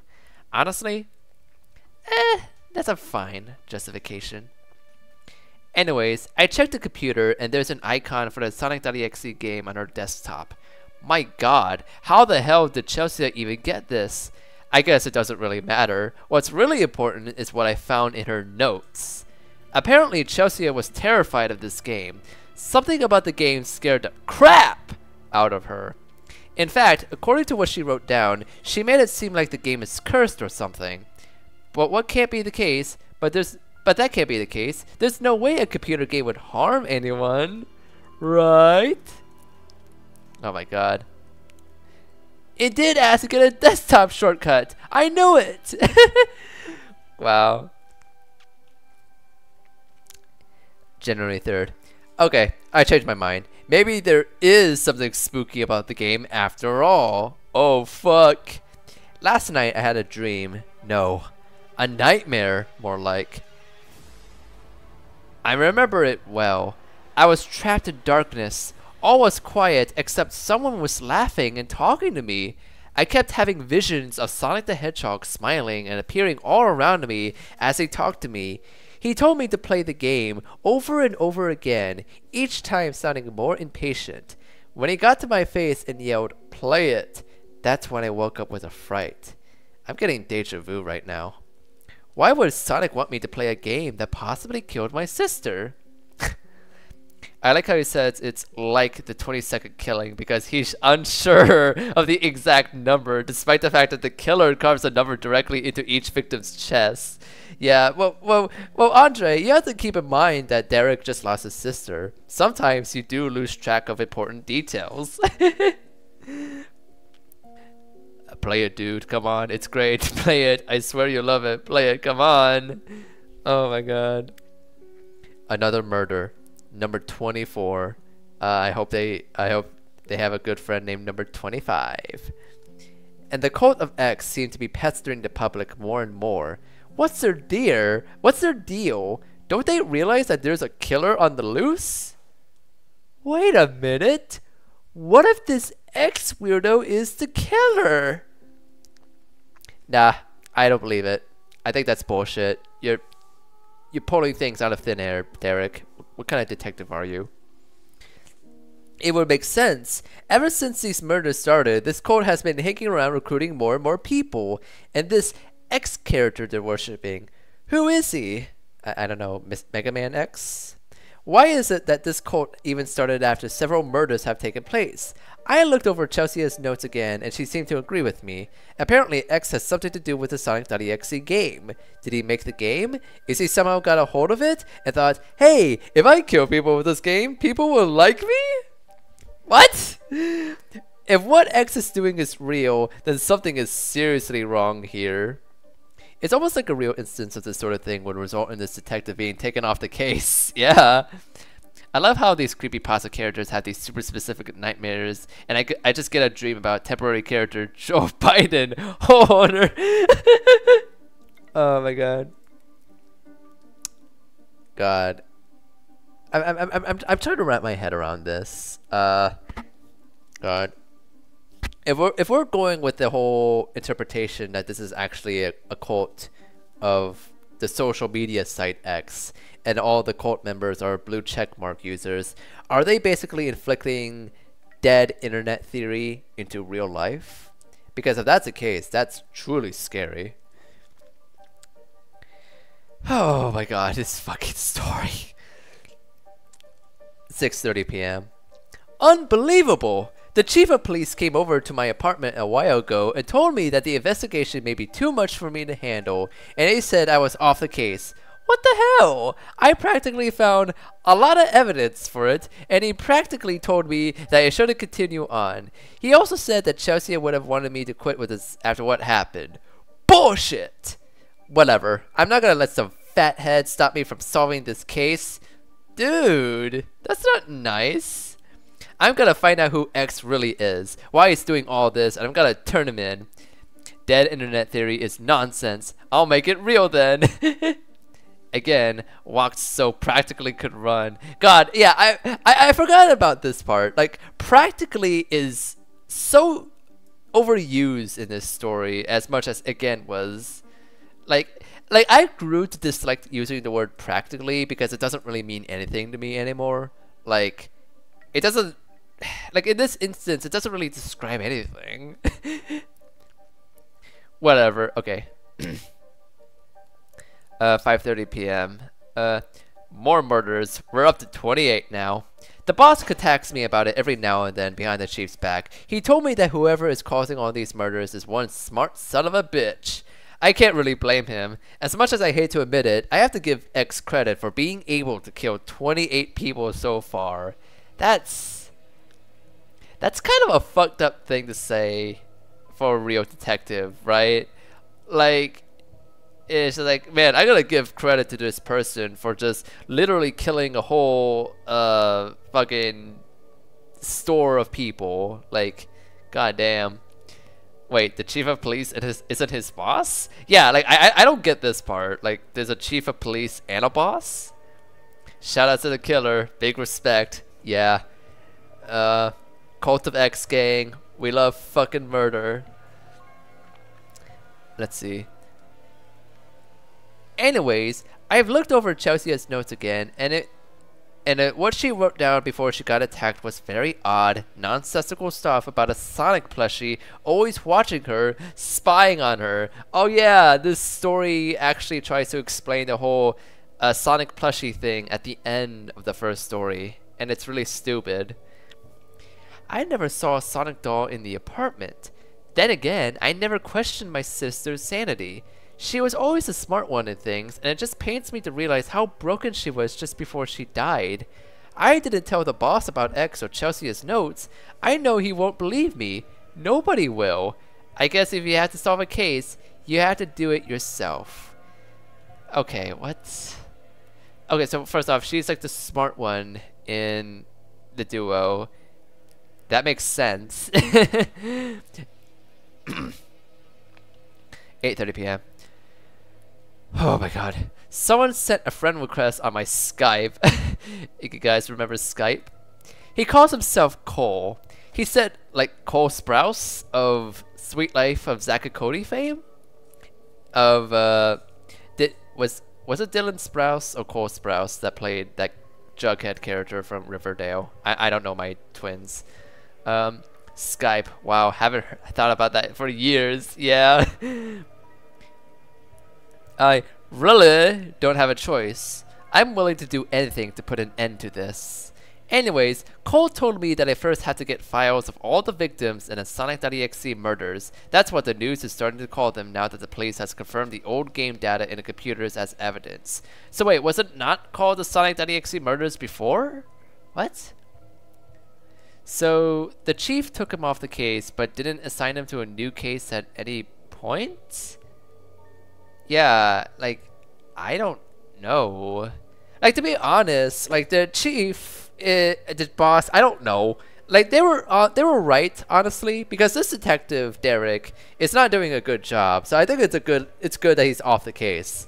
But it's just like, I am not understanding, like, what is even happening anymore. Like, how, oh my god. 11:45 p.m. Jesus, what a close call. I just made it back from the station. I managed to grab all the files and I had a run-in with the chief. I asked when I was going back in the station. I lied and told him that I had to pick up a few things from my office and decided to take some time off. They should have just assigned Columbo to the case. He just snaps his fingers, go, ah, just one more thing, and Sonic would confess and turn himself in. Of course. Like, why isn't he the main character? Oh my god. Thankfully, he believed me. but it's strange. The way he talked to me sounded like he didn't believe me in the slightest. Anyways, I got the files just like Cole asked. I told Cole that all the victims had the same occurrences. All of them were in a dead-like state, as if their souls were taken out. That they were all numbered, and that each computer the victims had was somehow destroyed and had Sonic.exe inside hard drives. Cole said there's a reason why all the victims had Sonic.exe in their computers, and boy did I not like the answer. Oh, more spitting facts. Let's go! The cult of X is involved. Their members, after someone gets killed, steals the game disc the victims had at the time and hides it away for a while until it shows up later on at a random place to easily obtain it. These random locations could be anything: a game store, a pawn shop, the black market, eBay, Craigslist, random yet seemingly harmless deliveries, anywhere that involves buying stuff. I wouldn't say Craigslist is harmless. That way, when the next potential victims find it, he or she becomes the new owner of the Sonic.exe game until X comes to kill them. And then a member of the cult comes to steal away the game disc again, and thus the cycle begins anew. God. I think this author is under the impression that a cop being taken off the case is the same thing as them being fired. The chief is confused as to why a detective is in the police station he works at. Yeah. It's just... God, it's kind of weird how they're still describing these cases as, like, getting killed or murdered when they establish early on that, like, they're not actually dead. They're just in a sort of dead-like vegetative state. So at that point, like, should you stop calling them murders? Like, that's not exactly what's going on? Anyway, I asked Cole why the cult is even doing this, and he told me that X, the bastard, is clearly some sort of holy figure to the cult, and they will do whatever it takes to be on its good side. What does they see in X anyhow? Why is it they like him so much that they're willing to be accomplices to murder? Or better yet, what kind of power does X have to strike so much terror into people that they'll do whatever he says? God, the writing just leaves nothing to the imagination. It's just like, it always has to be framed like, what is this person doing? How are they able to do all this? Perhaps there's an explanation for this? God, this story sucks. March 1st. I couldn't hold myself any longer. I had to know what Chelsea found in that game. So I played it. Holy shit. It started off pretty basic with the classic Sonic the Hedgehog title screen. Until I started it. Sonic. His eyes had gone black and there were red glowing dots staring at me. Anyways, when I got at the character selection screen, yes, this game apparently has one, I was shown the character lineup. Shadow, Sally, and Rouge. Rouge was Chelsea's favorite character. I chose not to play as her out of respect for Chelsea and chose Shadow. That laugh. It sounded just like the laugh Sonic made in that dream I had. I think it's really fitting that Silent Hill 2 music is playing the moment they bring up the dreams thing. In my restless nights. The game started with a level title called Let's Play, and I was shown Shadow standing in what appears to be a hallway of mirrors, with a faint echoing sound of a piano playing a calm melody in the distance. Everyone who played this died, and I know this because I'm investigating the deaths, so I'm gonna play this, but I won't die because I'm the protagonist. I had Shadow walk down the hall, and every time he walked past a mirror, I was introduced to a more twisted, messed up version of himself in the mirror. His reflections' red markings were oozing red as if he was bleeding, and his eyes were bloodshot to the point to where they were red, bleeding, and pulsating, and he probably had the most psychotic grin on his face. It's like I was looking at a walking fountain of blood. Oh my god. Hold on. Let me count for a moment. His reflections' red markings were oozing red, and they were red. Oh my god. I had Shadow walk past the last mirror and the music stopped. Shadow was now walking down an empty, quiet hallway. I had this growing sense of dread in my stomach. And then Shadow stopped at one more mirror. He stopped right at it, showing his weird, bleeding reflection. And then that laugh came again, and I saw that the real Shadow was slowly transforming into his reflection, bleeding and smiling. What the hell kind of game is this?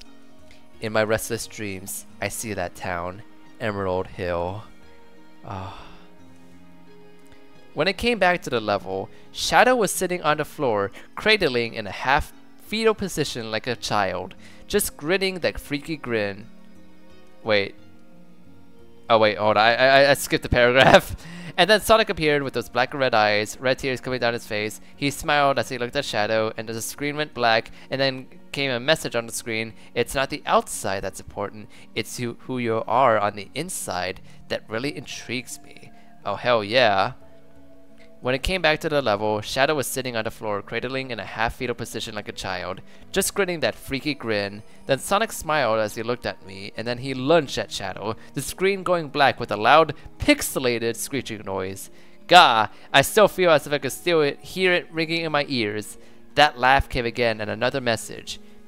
You're learning more about this better than anyone, aren't you, Derek? What the fuck?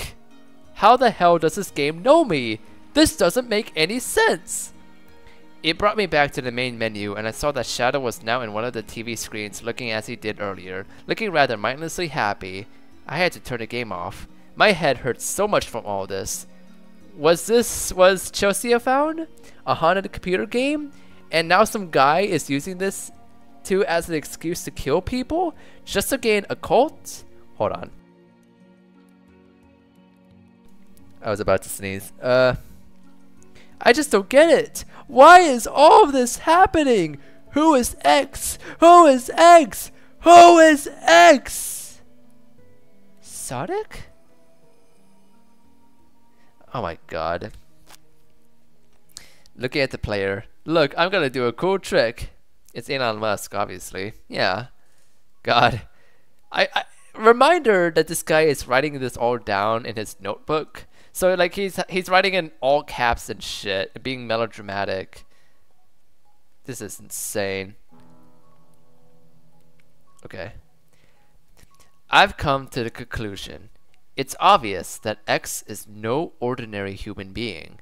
In fact, I no longer even think he's human. Cole, fill me in about him. X is really called Sonic.exe. That's actually his name? Named after the game that's been causing all this trouble. Cole Skyped me recently that Sonic.exe has been around long before the game did. I guess this is what Sonic would be called if he was in Mega Man Battle Network, to be fair, so I guess it's not that weird. I asked him what X was exactly, and his answer unnerved me. Sonic.exe is a monster. No. Not the monsters you see in horror films or video games. He is a real monster. And he's not just any monster, apparently.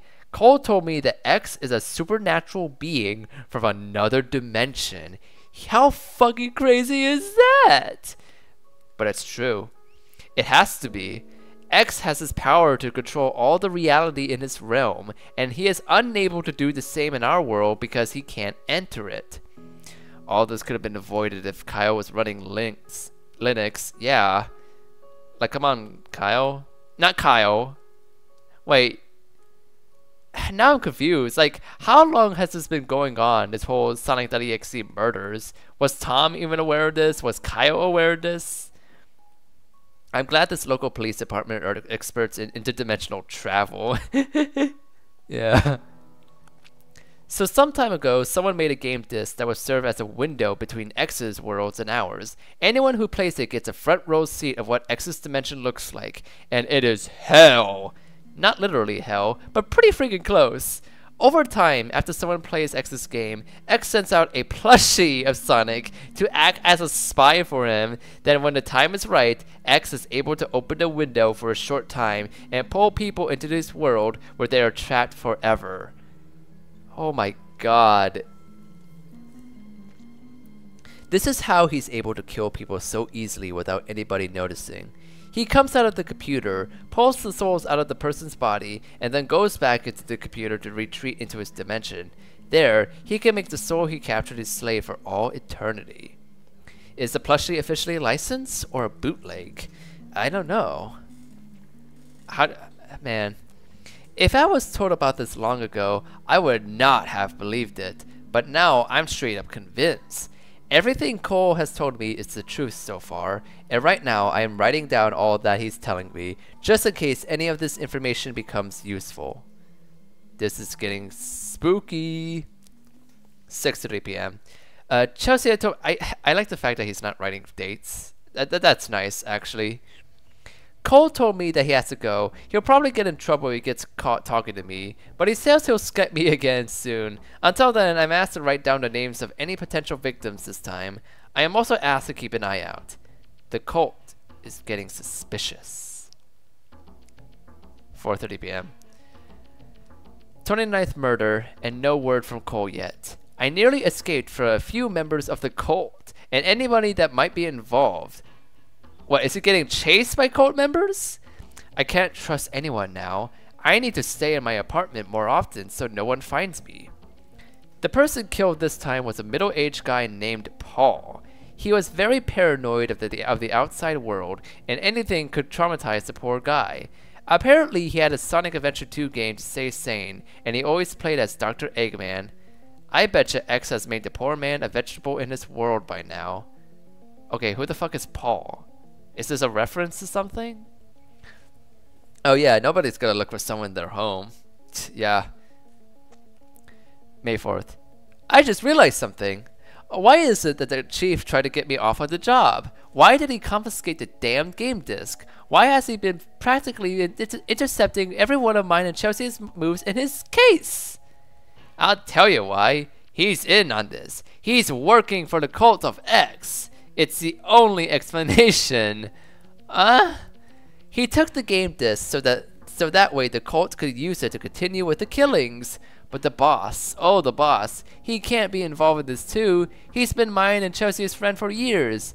No, I don't think he would ever go in on this. Matter of fact, I don't think he even knows what's going on. Damn, Chief, why would you do this? When I uncovered this conspiracy, I'm ratting you out. Damn. Okay, real talk. Why make the protagonist a detective investigating these phenomena and make the body of the story an after-the-fact flashback to that investigation, and the author's just gonna have some other character inexplicably know and give him all the exposition? Yeah, it's just like the whole detective angle just seems kind of pointless, you know? Like like from an amateur writing standpoint, like having a character be a detective is like an easy way of just like having some sort of mystery that you could reveal or whatever, but like all of this is just not very effective in terms of how it's all revealed. The information is just laid thick in an uninteresting way. They didn't plan anything and just wrote whatever came to mind. Yeah. Boss called. 2 more murders, 30 and 31. Some kid named Tom. You remember Tom? Some kid named Tom hanged himself weeks before he gained a package from his deceased friend Kyle. Wait, before he gained a package from his deceased friend Kyle? Okay, so like, he didn't play the game then, and the events of Sonic.exe didn't happen, basically. Huh. And yeah, disease. Like, he got sick. Not surprisingly, they both played the damn game. Kyle played it first and passed it on to Tom before X got him. Kyle tried to put up a good fight against X, but he clearly was no match for the Fiend. So Kyle tried to warn Tom not to play the game, but Tom did anyway. What? Why did you even send the game? X used this as an advantage to mess with poor Tom's head, making him believe that his curiosity and wanting to help others was what caused his best friend's suffering. Huh? What do you mean, wanting to help others? That was not a thing. Tom tried to commit suicide by hanging in order to save himself from X, but apparently it failed. Oh my god. Kyle sent another package after the game. Yeah, it's just like, huh. Like, maybe that's what happened. Like, he got another package, and Tom was like, no, fuck you, Kyle. I'm not doing this. God, this sucks.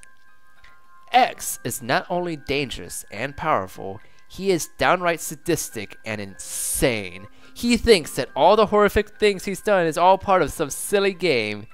X, you monster, why are you doing this? What are you trying to gain? Derek says as he shouts at the sky. You can read all about it in the classic creepypasta Sonic.exe, which I will now describe into this diary in full. Kyle's like, well, Tom's not dead yet. I better send him a box or snacks or something. Yeah. August 24th. Played more of the game. The level Sally was in was really odd. She was in what appeared to be an old, desolate city. The sky was a dark mixture of clouds. Everything all dull and empty and dead. No music. What was weird is how she was smiling. Maybe she found something good? I don't know. No, that wasn't the case at all. After I had her run and jump past debris, she reached the end of the level. Sonic. No. X was there. She smiled at him and he smiled back. Then another message. See? I'm not such a bad guy, Derek. Then another. I could be kind when I want to. Then it showed X holding Sally's hand, smiling warmly at her. She looked different now. Her eyes were soon shut and her color palette seemed darker. Oh my god, this is referencing Sally.exe, is it? Oh no. I haven't looked too deep into the JC the Hyena stuff, but I've heard there was like some sort of controversy between both the author of Sonic.exe and Sally.exe. And I don't know what exactly, so I won't go too deep into that. But yeah, this is just unfortunate right here. When someone's gonna make a villain named H. I'm sick of X. Yeah. H is a cooler letter. Then it showed X holding Sally's hand, smiling warmly at her. She looked different now. Her eyes were soon shut, and her color palette seemed darker. G works too. Yeah. X gently placed his hands around her head. I really do love humans, Derek. So much fun to play with. In fact, I guess you could say. Then it showed me a close-up of X with a wide mad grin, violently snapping Sally's neck. Oh my god, the music, the drum in the song just made a huge plot sound. The moment I said they snapped Sally's neck, that is perfect timing. Holy shit. She was still smiling as though she didn't feel any pain from it. They're the ultimate toy. I almost gagged at that. The main menu showed Sally eye her TV screen. Still in her darker state, she was still smiling. She can't have possibly enjoyed any of that. Oh my god. 8:30 p.m. Cole just called me. He said that all the characters you play as in the game is all of X's slaves, turned into horrific parodies of Sonic characters, or at least turned into their favorite Sonic characters, and X sets them up randomly in each game to show us humans what's in store for us. Wait. Oh god. No. No! I won't do it! I won't play the game just to watch you harm her, X! Fuck you! Fuck you, as he said, putting middle fingers of his notebook paper. Oh my god. All this lore. More information on X. Oh, wait, what's going on here? X has these 7 guardians ruling over his world alongside him. They are essentially extensions of EXE himself, even made his power combined with powerful emotions of humans. Each guardian is named after the emotions they were born from. Bros kink shaming a Sonic character? Oh my god. Keto, prayer. I guess prayer is an emotion? Aishu, sorrow. Kido, is that how you pronounce that? Rage. Kirai, hatred. Kofuku, happiness. Kyofu, fear. Yukubo, desire. What are these names?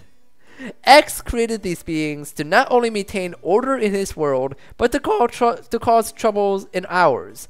They corrupt humans and make them more susceptible to X snatching them away by manipulating their emotions. For example, Kokido could bring out your anger and make you violent towards others, while Yukubo could manipulate your desires and confuse you with what's reality and what's not. Is this person just telling me like their OC lore on like the Discord OC channel? Like, what is this? Oh god, this is just names of emotions stuck in Google Translate, aren't they? Is that what it is? Oh my god. Also, Cole has informed me that X plans to one day permanently cross over to our world, so that way, his reality will merge with ours, and all of mankind will become X's slaves for eternity. But how? How does he plan to accomplish such a feat? Cole thinks that the cult is thinking up ways to make it so. So are we just gonna brush aside all these characters that are just introduced? What the fuck are all these characters? Where do they come from? Oh my god. Cole thinks that the cult is thinking up ways to make it so. Make it so what? But so far, none of their attempts have been successful. Apparently, their knowledge in computers is not as superior as the unknown original creator of the disc. Wait, what? Huh? Is the plot twist gonna be that Cole's been X the whole time and that's how he knows everything? Yeah, like, all this fucking information, man. We went from, like, reminder that he's writing all this in his notebook paper. All of this. This is incredible. I asked Cole why he knew so much of this. I don't know what compelled me to ask, but I'm guessing it's been nagging me for some time. Dear God, poor Cole. He revealed that he was a member of the Cult of X. Oh, there we go. Oh, hold on. I was gonna sneeze again. Oh. But he didn't like what he was getting into and tried to stop the cult. At least until X got to him first. Now he's stuck in X's world. He said he's lucky to have even found me, since the window is still here. Anyway, he's telling me that he has information on how to put a stop to X and the cult's plans. The best way he knows how to stop X in his tracks is to destroy the disc. That way his only way in and out of the worlds will be gone, and he won't be able to cause any more troubles than ours. Like, it's so easy, right? Like, it seems so easy to just destroy the disc. Wait, if the chief has a disc, does that mean the disc isn't needed to play the game? Why isn't it spreading via the internet then? Yeah, like, what the fuck?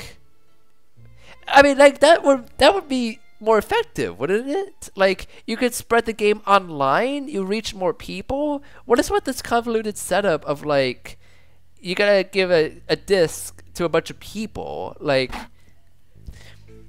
I would have uploaded that shit to archive.org. Yeah.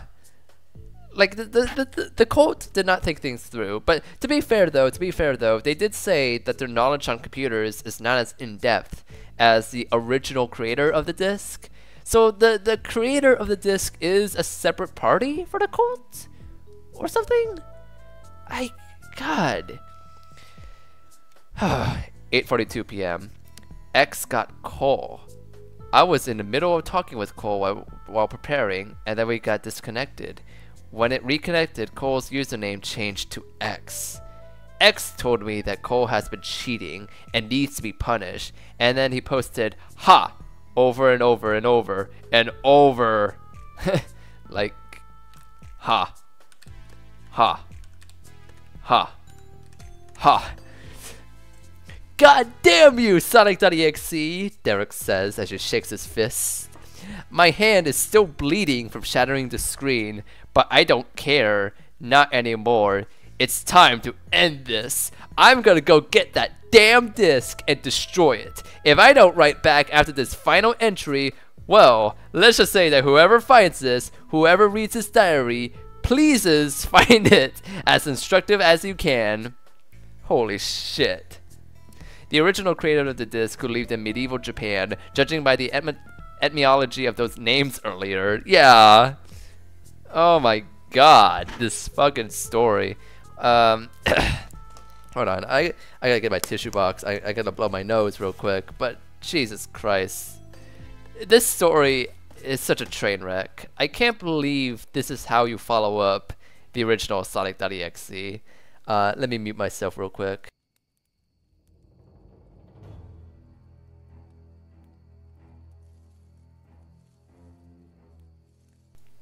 Okay, so this is fucking stupid. Let's just keep going.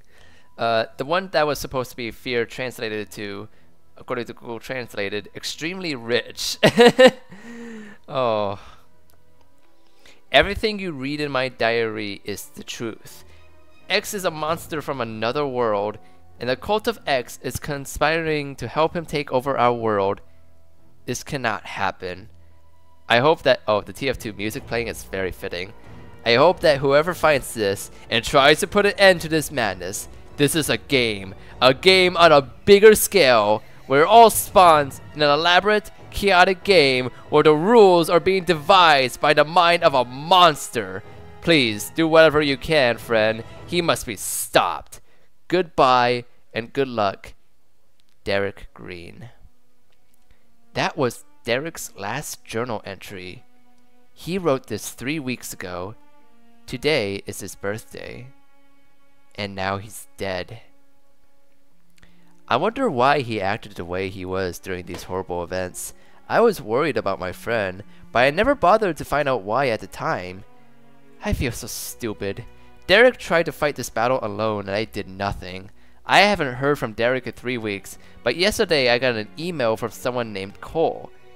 It was addressed strictly to Bob Richardson.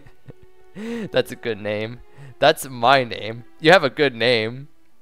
I clicked on it, and it was an audio tape that was made September 13th. That was made a day ago before I got the email. I clicked on it. This is what was on the audio tape. Oh no. Bob Richardson, Robbie Dixon. Oh no. Oh no. Why, story? Why do you have to do this? Now you have to put this in a script format? Like, they really couldn't be bothered to record audio. I guess that would be too much effort, but still. Okay. I have to fucking read this like 2 characters then. Recording starts. A man is grunting and yelling as 2 people are dragging him into the room. Get your fucking hands off me, you crazy cultist freaks! The sound of high heels is heard as another person walks into the room. Isn't this what you would— Isn't that what you were called, the Christians and the Satanists, Mr. Green? What? Goldman! Struggling is heard. More high heel sounds as Goldman approaches Derek. Shannon— Perhaps the same could be said of all religions. Derek, why don't you deny X? Don't you see what he's trying to do for everyone? He only wants to make our world as happy as he is. Quietly. Happy? You think stealing souls and turning them into puppets is being happy? Our planet is not his toy bags, you bitch! More coldly. What is a man? A miserable little pile of hyper-realistic blood? It's not your place to decide what X wants with humanity, Mr. Green. He is a divine being that wishes to make humanity happy by showing us the paradise that is his world and taking us from the wretched filth of a planet we've been forced to live on. Enough talk. Have at you. Some of us actually like this planet, Goldman. X's world is nothing more than a prison. All X cares about is making us his plaything for all eternity. Can't you see it's not fair? Jesus, this really is the beginning of Symphony of the Night. You steal men's souls and make them your slaves. Surprisingly angry. Surprisingly angry?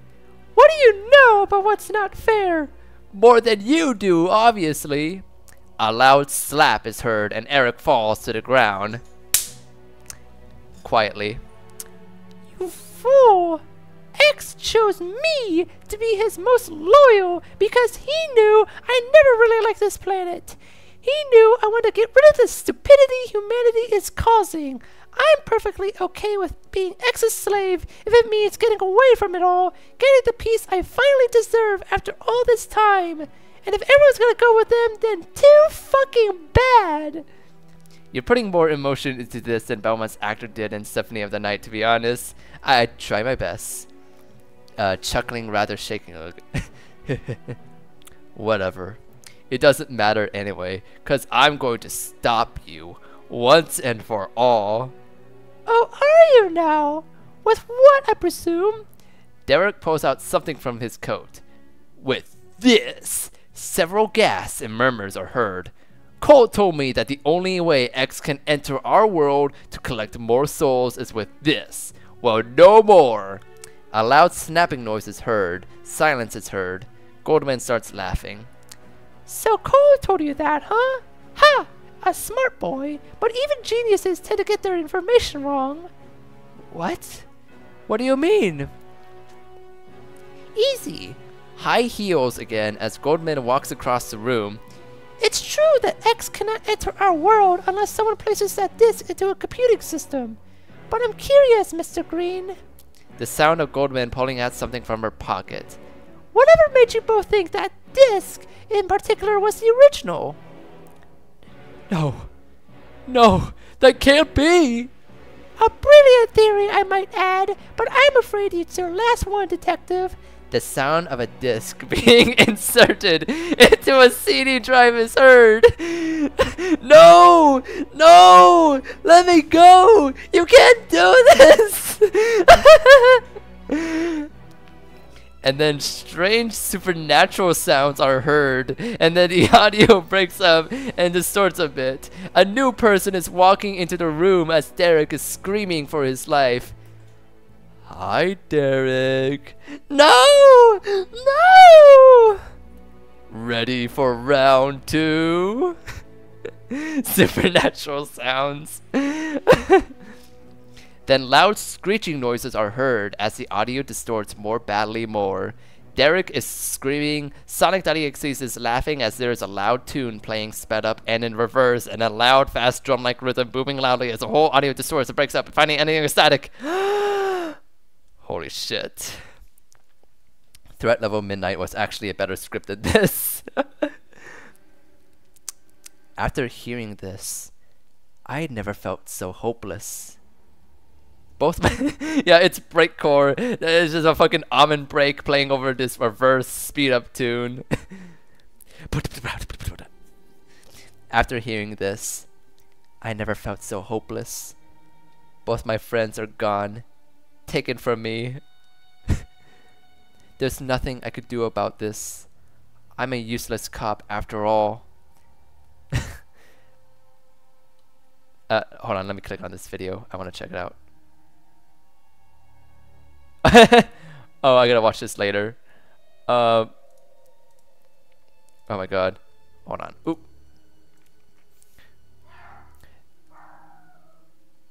So, who the hell was recording that and who mailed it to the police? Yeah, I don't know. I'm a useless cop after all. I mean, that's kind of redundant. I gotta say, that's kind of redundant to describe a cop, you know?